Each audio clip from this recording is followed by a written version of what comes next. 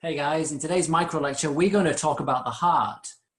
Now, whenever I teach anything to do with the heart, I'm still fascinated about how the heart continuously beats day in, day out without any conscious effort whatsoever. I mean, obviously, without it, we wouldn't be alive. So it's a pretty important organ and it's highly sophisticated. So let's talk through the basics in this short micro lecture.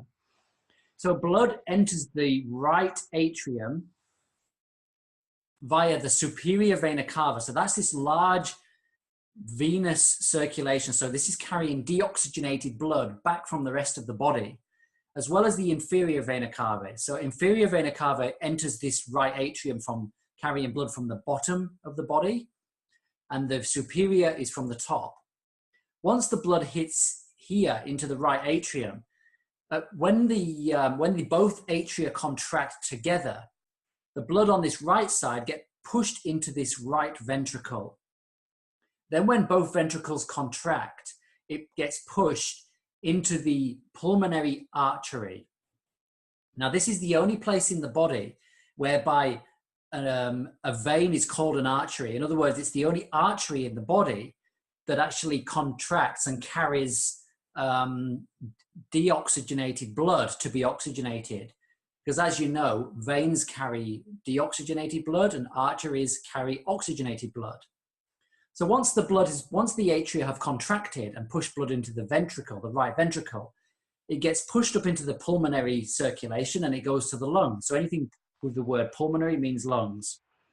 Then the oxygenated blood, the now oxygenated blood, enters through the pulmonary veins. And likewise, these are the only veins in the body that carry oxygenated blood. And it enters this left atrium. Then the atrium contracts and pushes it down into the ventricles. So two things are happening at the same time. As the atria contracts, this one's pushing it into the ventricles, the ventricle here, and it's still got deoxygenated blood. Then when this one contracts, it's got oxygenated blood and it pushes it down into the ventricle to be pushed out into the rest of the body. Then when the ventricles contract, as you know, on this side, the ventricle pushes blood, the right ventricle pushes blood into the lungs, and the left ventricle pushes blood out of the aorta, into the aorta, and around the rest of the body. Just notice how here the left ventricle is really, really muscular. And of course, it has to be muscular because it's pushing blood all the way around the body. Also notice these things called chordae tendineae, which are your basic, your muscles within the actual ventricles themselves. You've also got the different types of valves, so the pulmonary semilunar valve. You've also got the left atrioventricular valve and the right atrioventricular valve. They all have slightly different names depending on which text you read.